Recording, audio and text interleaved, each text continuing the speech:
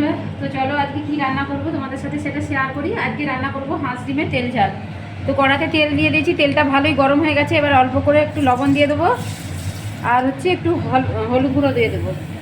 দিয়ে এবার হচ্ছে এই যে হাঁসের ডিমগুলোকে দেখো আমি হচ্ছে সেদ্ধ করে এরকম করে কেটে নিয়েছি। এটাকে আমি একটা একটা করে এইভাবে ছেড়ে দেবো। আমরা গোটা গোটা করে খাই, তো আজকে মন গেল যে এরকম করে আধখানা করে কেটে তেল ঝাল করে খাবো।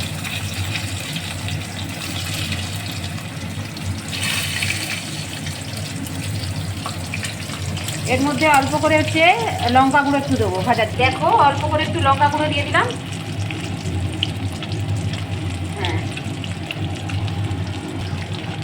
দেখো এরকম করে একটু লঙ্কা গুঁড়োটা দিয়ে দিয়েছি। এবার আস্তে আস্তে করে একটা একটা করে উল্টে নিতে হবে। আর এর পাশে হচ্ছে আমি বাটছি হচ্ছে আদা, রসুন, তোমার পেঁয়াজ, লঙ্কা, শুকনো লঙ্কা করে একটু ঝাল ঝাল করবে, এটা বেটে নিচ্ছি আমি। লাল লাল করে ভেজে নিয়েছি।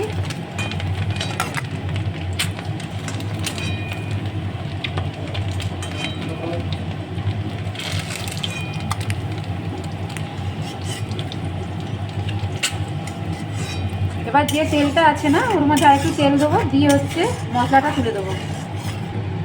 তেলটা গরম হয়ে গেছে, ডিমটা ভাজার জন্য এটা ফেনা ফেনা হয়ে আছে। এবার এর মধ্যে আমি এই যে মশলাটা বেটে রেখেছিলাম এটা আমি দিয়ে দেবো। ফোড়নে আমি কিছু দিচ্ছি না।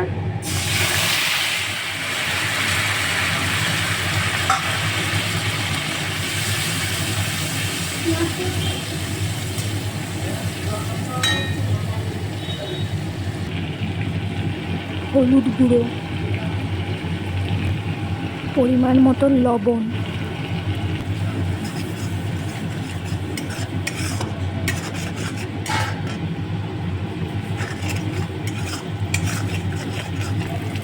অল্প গরম মশলা দিয়ে কষাবো, তারপর জল ঢেলে দেবো। মশলাটা ভাজা ভাজা হয়ে গেছে, তেল ছেড়ে গেছে, এবার আমি জলটা ঢেলে দেবো।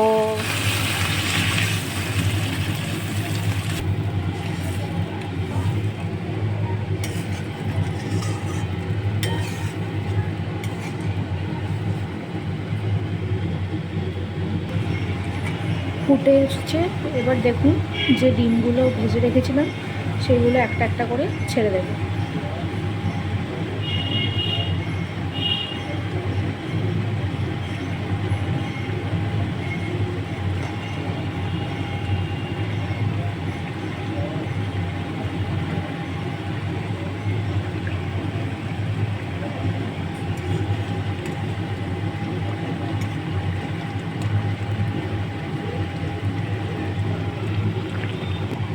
দেখো আমার রান্নাটা প্রায় কমপ্লিট হয়ে গেছে। এবার আমি নামিয়ে দেবো। এবার নামাবার আগে একটু কাঁচা লঙ্কা, ধনেপাতা কুচানো দিয়ে নামিয়ে দেবো। বেশি দেবো না, কারণ খুব ঝাল হচ্ছে এটা। একটাই কাঁচা লঙ্কা দিলাম। এবার নামিয়ে দেবো, গ্যাসটা বন্ধ করবো, নামিয়ে দেবো।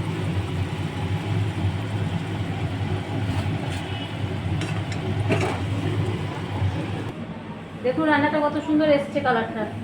তো চলো তাহলে আমার হচ্ছে মটরশুঁটি আর হাঁস ডিম দিয়ে তোমার হচ্ছে তেল ঝালটা কমপ্লিট হয়ে গেছে। আপনারা করে খেয়ে দেখুন, অবশ্যই ভালো লাগবে। সাদা সাপটা রান্না কিন্তু খেতে খুব সুন্দর লাগে গরম ভাতের সাথে। যদি ভালো লাগে লাইক করবেন, শেয়ার করবেন, কমেন্ট করবেন, ফলো করবেন। বাই।